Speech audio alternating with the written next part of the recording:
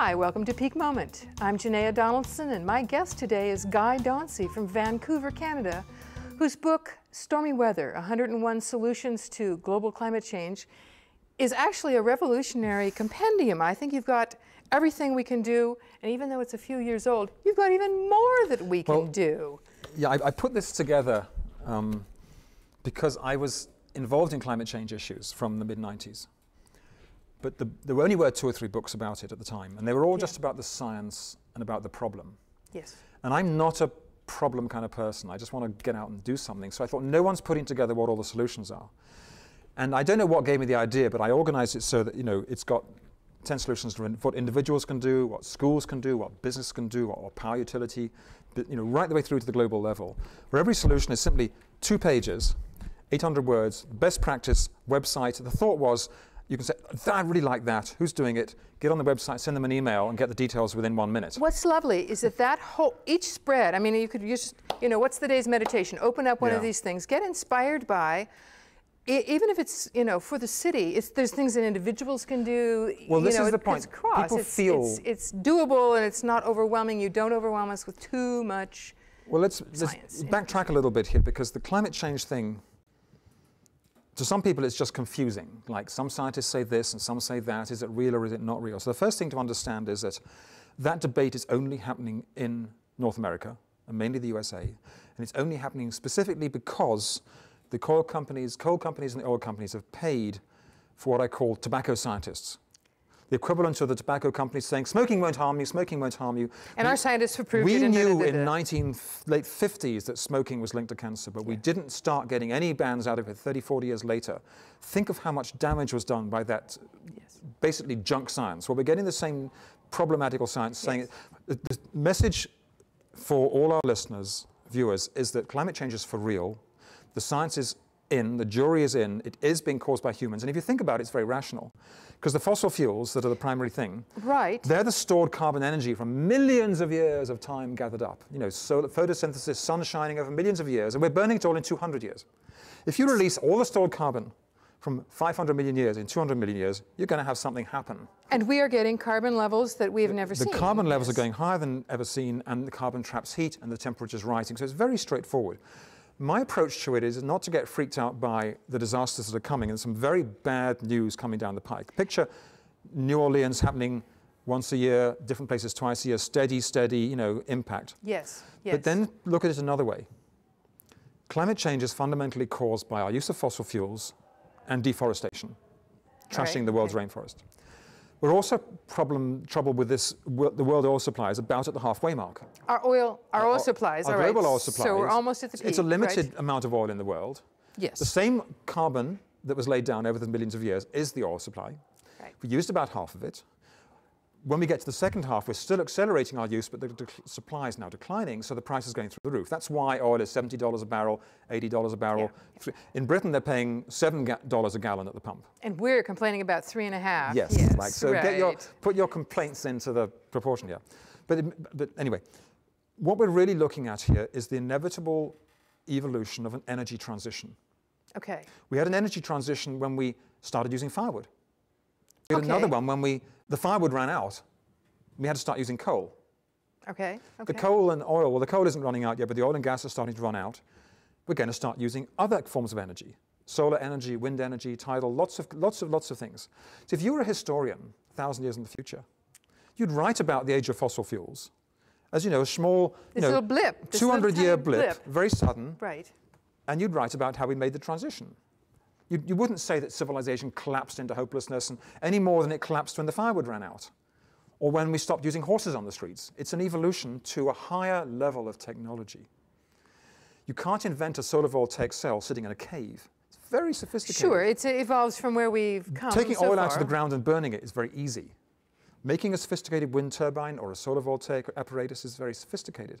And so we're using the incredible boost that the oil and gas gave us to build the industrial age, to build our science and technology, to give the skill set we have. We can use that to jumpstart ourselves into the next energy era and simultaneously solve climate change and solve the peak oil problem. So you're looking at, in this energy transition, well, 1,000 years ahead, I like that. Yeah. That's a good view. Yeah. So we've gone through this blip. Now we've we're taking the carbon dioxide levels and going out the roof. Yes. Right. So there's some unknowns. We don't know kind of how some of that's going to play out. The impacts, we've got some big unknowns coming. Yes, we do have big unknowns coming. But the only way to control those big unknowns is to reduce our carbon emissions as fast as we possibly can. Yes. Immediately. Sweden has said that they will, as a country, do what it takes to end their entire dependence on oil by 2020. That's so within 14 years. How can we do that? I mean, because there's no one thing that can sit here and replace gas and oil. There's 1,000 different things we need to do. And so because we've got limited time, we should focus on what can be done locally by people here. Because I can talk about what Washington can do and what globally, but what can we do here?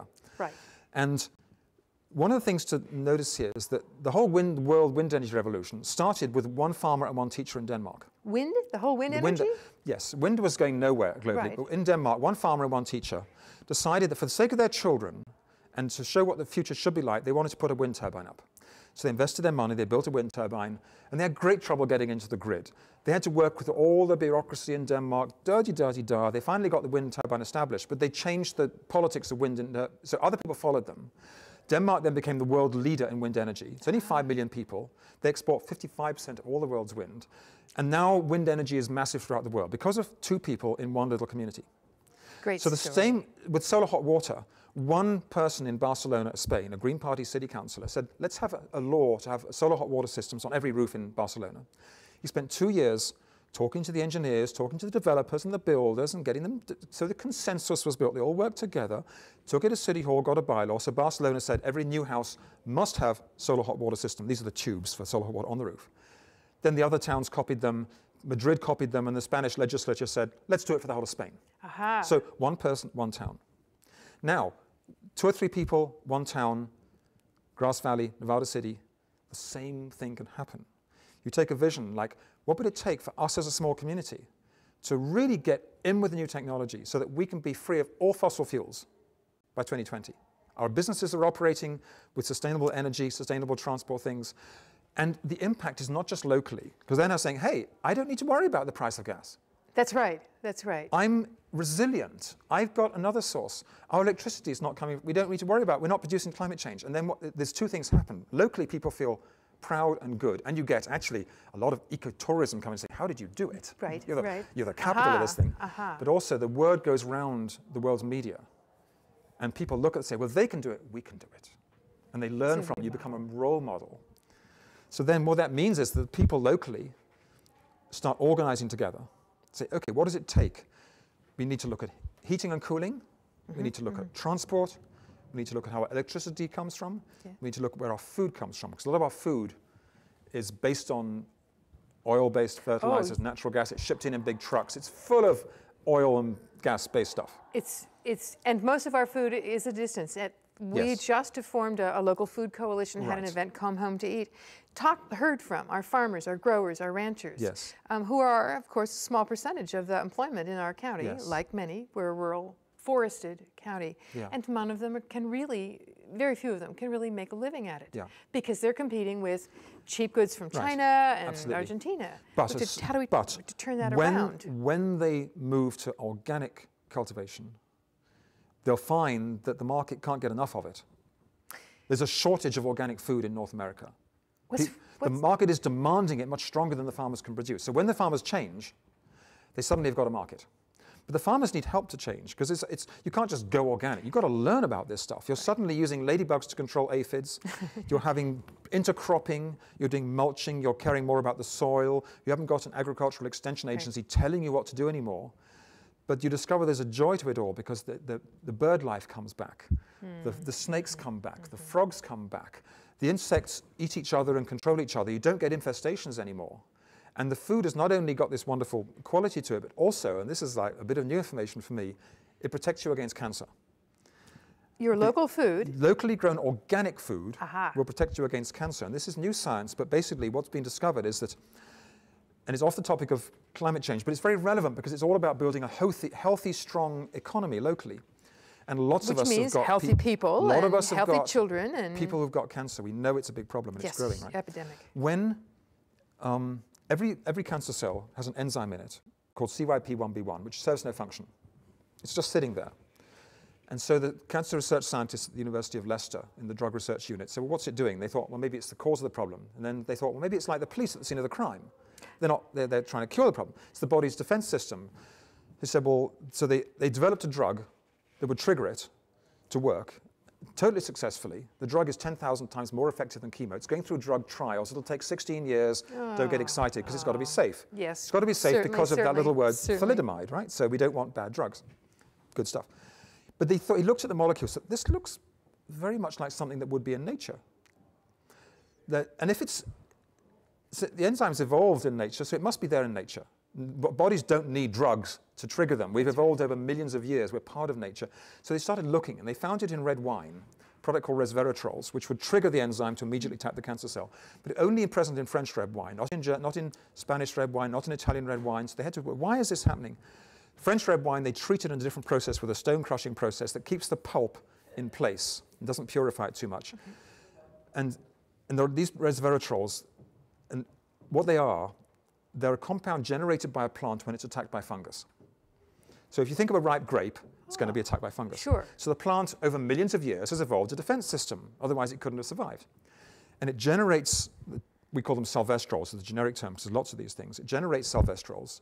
And when we eat the grape, we eat the sylvestrols. Sylvestrols trigger the enzymes to attack the cancer cells. But the people doing this couldn't find the sylvestrols in any of the food they looked at. Like, why is it not there? Then they tried organic food, and all the organic food has sylvestrols in it. The reason being that with regular food, when you spray the soil with fungicides, or treat the plant with fungicides, the plant is never attacked by fungus. So it sits there and shrugs. It's not going to waste energy generating sylvestrols. It's never been. So we're being deprived by breaking nature's circle, which includes fungus.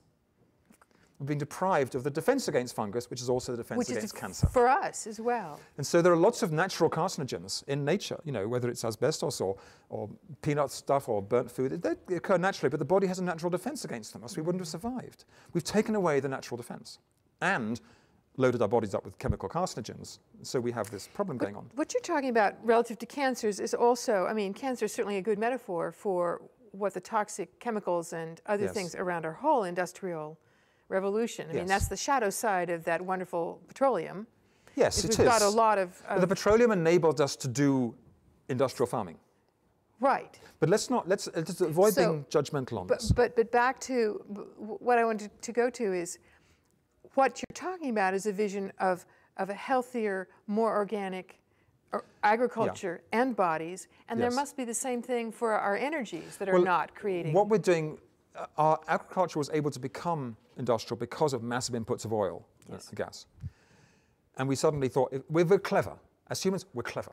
We're not always wise, we're clever. We'll seize on something and do it. Then we'll go, oops, shouldn't have done that. But that's the learning curve.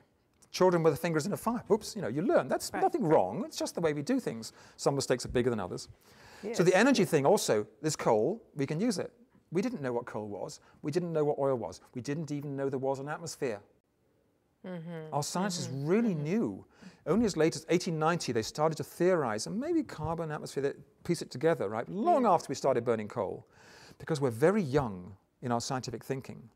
But because we're obsessed with our cleverness, we think we're genius. But actually, if you could line us up against imaginary human equivalents from other planets in the universe, we'd be right at the very beginner level. We've only been doing science for 300 years. We're just starting. You could have imaginary other beings in the universe who've done it for 3 million years. Imagine what they think about us. Or they're just at that stage. Or they're going through their carbon crisis. Or they're discovering about cancer. They'll solve it. Don't worry. They'll get over it.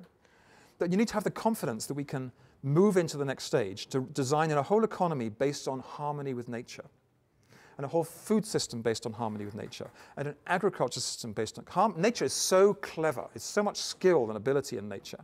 If we look at doing everything in harmony with nature, then one of those factors is going to have to be our own populations becoming in harmony with nature, sustainable. Yes. Because the oil has fed the Green Revolution, which has also fed more people. Well, actually, what fed more people... and grains. What fed more people was our honest desire to eliminate cholera and typhoid and diphtheria. Because so many children died in childbirth. We didn't know what caused these diseases. And so we got clever, and we realized that, polluted water causes cholera, we'll stop putting drinking water in the sewage, etc. Yes. And so all those 10 children suddenly lived. We've all got great-grandparents who had 10 children, and that's what's happened around the world. We've eliminated mortality out of our desire to stop suffering. Well, that's not wrong. Sure. That's a very healthy thing to do. But then we have to learn to balance that, because you can't have population out of control. So we've got to use birth control, delay the time of marriage, and all of every single developed nation in the world is having reduced losing birth population, rates. Right. except for immigration. Right. It's only with immigration that our populations are rising. Because when you educate women, they say there's better things to life and do. I don't want to just have kids. I don't want to just have kids. I want to be a fully functional being. Right. Right. And the longer they delay, the more skills they get, so the smaller the families. Yes. And that's fine. We don't need more people on planet Earth. Do you think that, given that all of us are using up so many of the resources, I just popped open your book this morning that said since 1970 we've used up something like 33% of the Earth's natural resources. We're really eating through it, yes. So, and some of those, like oil, aren't replaceable. Yeah. There's two kinds of resources here. There's the ones that are not replaceable. The one-off, we get the one-off go at the minerals and the oil and gas and coal. It's a one-off chance to use that stuff. Now, in theory, all the minerals are totally recyclable. We're going to have to mine the landfills to get them back. I'll bet we are. But we will. When the prices, right now with high mineral prices, people are stealing road signs. They're stealing stuff all over the place. They're just taking them down because they're worth the money. People will have police guards around the landfills in future to stop people going in to steal the metal out of them, because it'd be so valuable, right? And the oil and gas are a one-off thing. We can't recycle that, but we can use that energy to boost us into the next energy age. Right. The food thing, the topsoil, can be regenerated, because think of the whole of North America where the ice was there. The ice swept everything away, and topsoil is all treefall. It's leaves, it's leaves, it's leaves. So as soon as you move to organic farming and start mulching the soil, bringing the leaves back on, all that organic matter, you rebuild the soil. And the evidence, this is what I came across this recently, because World Watch magazine has analysis of this big question: what if the whole world was to go organic? Yes. Because some of the industrial agriculture people are saying that we'd all starve. That's right. I mean, you've got to cut down all the rainforests, destroy the wilderness. Yes. Well, the reality is absolutely the opposite. Really? We've got numbers to show that. When you look at 200 different studies that have analyzed the yields from changing to organic, the data shows that in the industrial world, average yield falls by 20%. In the developing world, it rises by almost 100%. The net overall benefit, when you take all the calories together, we need about 2,300 calories per day. Okay. It rises to about 4,700 available calories per day for everyone on the planet when the whole planet goes organic. What a great vision. And you get the wildlife back, you get the birds back, you get the insect life back, your water is clean, you're getting cancer prevention, you're getting healthy diet, you're getting the antioxidants, you're getting all these qualities back in our lives. So, and we can do it and we don't need oil or gas to do organics. We don't need to make pesticides, we don't need to make fertilizers, and they calculate you don't even need horse manure. You can grow cover crops that are nitrogen fixing cover crops. You haven't got to have massive herds of cows to put manure on the land. They calculated the cover crop thing in as well with nitrogen fixing crops. So there's a lot of skill going into all this, but it's very exciting to know that we can have the whole planet on organic food. Now, if we want to go to truly no fossil fuel, I mean, that's the transition that we have to get to. It's inevitable. We need to go there, yes. It strikes me that, I mean, you've covered agriculture, and certainly there's electricity generation, and there's heating and so on. But it strikes me that the real conundrum in North America is our transportation. Okay. How do we deal with transportation? In one second first, the electricity thing, there's a lot of, the potential from solar energy and wind energy is enormous. Just enormous. And you add in energy from microhydro, geothermal, biomass, tidal energy, wave energy. There's a lot of, so we've got a lot of, I don't think the electricity problem, and we can make everything twice as efficient. For transport, I sort of really had to crunch this thing and looked at it closely. And to me, there's two levels of breakthrough thinking. The first half is trip reduction.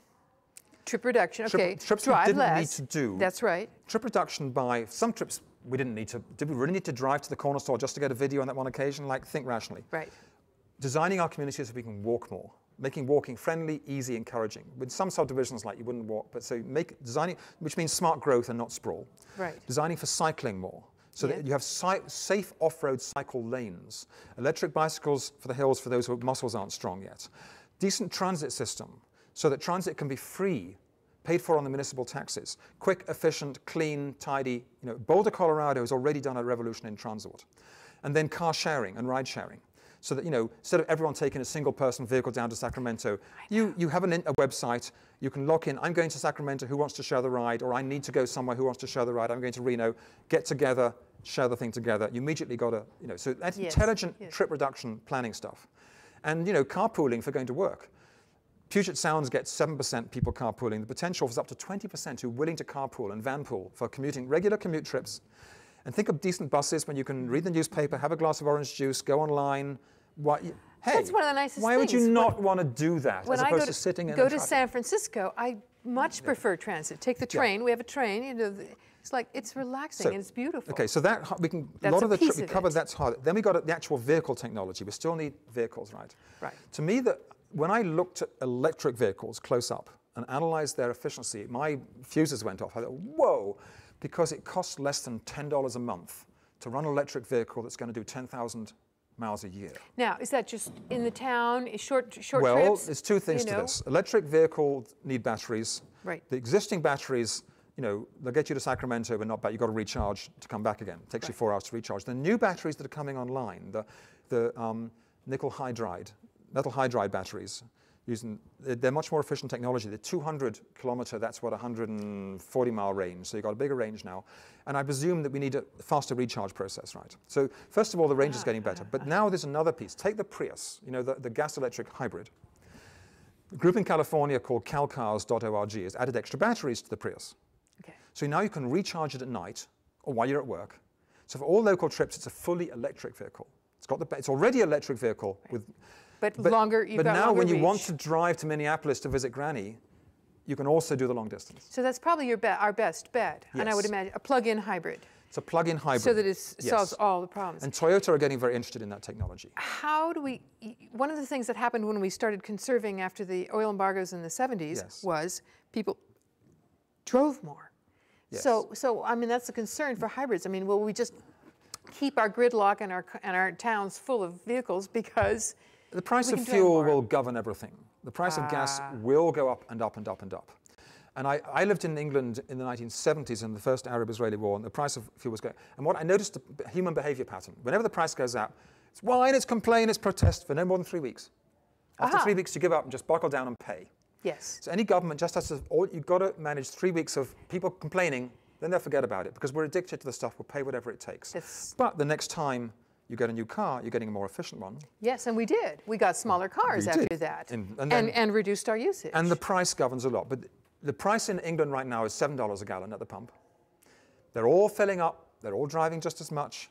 Civilization has not collapsed. I think you may not see real changes till it's up at $10 a barrel. And then you start people like, okay, what is that van pool all about? Yes. What about different systems? What's that electric vehicle? $10 a month? Okay, I think that's interesting.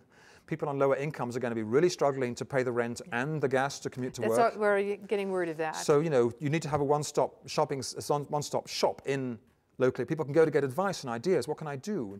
How far can I cycle? What about cycling? All that, for local trips. And who has electric cars? Who has electric motorcycles? Exactly. I mean, because we don't have them here in the community. We got a business on Vancouver Island. We'll retrofit a car to become electric. No, it costs about $18,000 for the retrofit. It's $12,000 for the parts, but you could guess that scale down, by setting up a business, taking the shells of old Honda Civics, body's perfectly fine, get a little assembly line, get the price down. May cost you $12,000, but you got a new car for $12,000. Well, and it runs forever at $10 a month. Yes. So you've got the trade-off, we get the payoff. You've got some good trade-offs there. About 3 minutes left. Yeah. We could go on for 3 hours or 3 days. The exciting thing is there are so many different technologies that are available. I mean, in Zurich, they're using heat from the sewer pipes to heat their buildings. You can do zero-energy buildings that need no energy whatsoever. None at all. If new buildings are designed to face south, get solar passive gain, super energy efficient with big walls, and to capture the heat in the massing in the floor, no heating whatsoever needed. And you also pointed out they can generate their own electricity. Solar panel on the roof, you can plug your car into it. The price of solar is constantly falling. Yes. 20 years ago, you're talking $100 a watt. Now it's down to $4 a watt, because it's falling because of mass production. So those who argue that we can't do Kyoto and climate change because it'll bankrupt the economy, like the Bush line that it's bad for the economy, you could not be more wrong. The thing that will destroy the economy is not addressing climate change and peak oil. There's incredible jobs, and I mean, Europe is showing that. They're paving the way for us. We're looking at an inevitable energy transition for the whole planet. How many jobs has that got in it, for goodness sake? There's jobs everywhere, but more jobs for those who get in the front wave. Every house has to be retrofitted. Yes. Lots of jobs, lots of skills for young people, lots of stuff to do, and lots of stuff to get excited about. But we need to fix our mind around the vision of where we're going, and not a fear of what we're losing. Yes. We're an evolving culture. That's who we are. We're not clinging on to the 1920s. Yes, I can't. Whenever I think about the 1980s. I don't want to go back to the 1800s and so on. I mean, the internet is going to be with us. Transport is with us. We're about vision. It's back to what John Kennedy said. We shouldn't ask what America can do for me. What can I do for the planet in this instance? Which is where we are with go back to the locals. How do we serve? One or two people. Yes. The small communities. And that's where all change starts. When slavery was abolished, it started with 3 people meeting in a pub in London. They were Quakers who said, 3 or 4 people who said, this is so deeply immoral, we need to end slavery. 100 years later, the bills got passed, slavery was abolished. A few women activists who said, women need the vote. Why? What a strange Us idea. men used to think that your brains weren't worthy to think, stay in the kitchen. But they persisted. It took 100 years again. Women now will have the vote. 2 or 3 people starting it off, starting a group like Apple you have locally, can change the world. But you've got to persist locally and get that change done. Talk to the mayor, he's on board. Talk to the other councillors, so that when the mayor comes up with a good initiative, they vote for him and not against him. So we can get the staff on board, so that you get engineers and planners who don't say, oh, we can't do that. But they're saying, oh, how can we do that better? How can we challenge them all? We all need to be leaders. The impact of climate change is so severe. We're looking at potential sea level rises of 80 feet.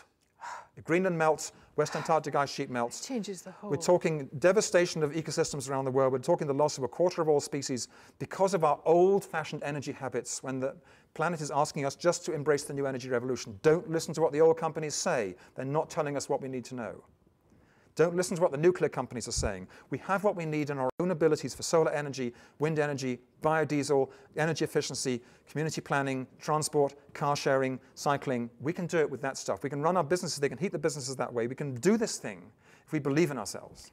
That's what's so precious in your book, in your message. My guest is Guy Dauncey, and aren't you just ready to just do it all? Join us for the next episode of Peak Moment. I'm Janaea Donaldson. Join us.